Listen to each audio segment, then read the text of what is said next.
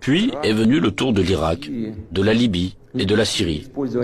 L'utilisation illégitime de la force militaire contre la Libye, la dénaturation de toutes les décisions du Conseil de sécurité de l'ONU sur la question libyenne ont conduit à la destruction complète de l'État, au fait qu'un énorme foyer de terrorisme international est apparu, au fait que le pays s'est trouvé plongé dans une catastrophe humanitaire dans l'abîme de la guerre civile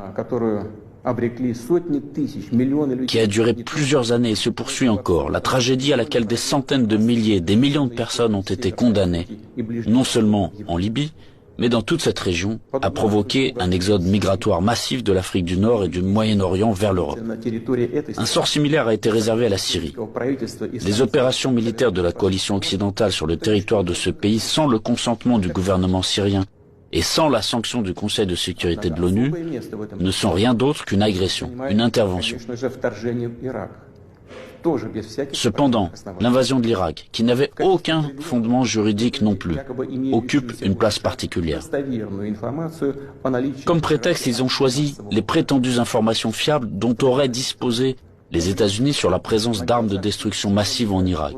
Pour preuve, le secrétaire d'État américain agitait publiquement devant le monde entier un tube rempli de poudre blanche assurant tout le monde qu'il s'agissait d'une arme chimique en cours de développement en Irak. Et puis il s'est avéré que tout cela était une manipulation, du bluff. Il n'y avait pas d'armes chimiques en Irak.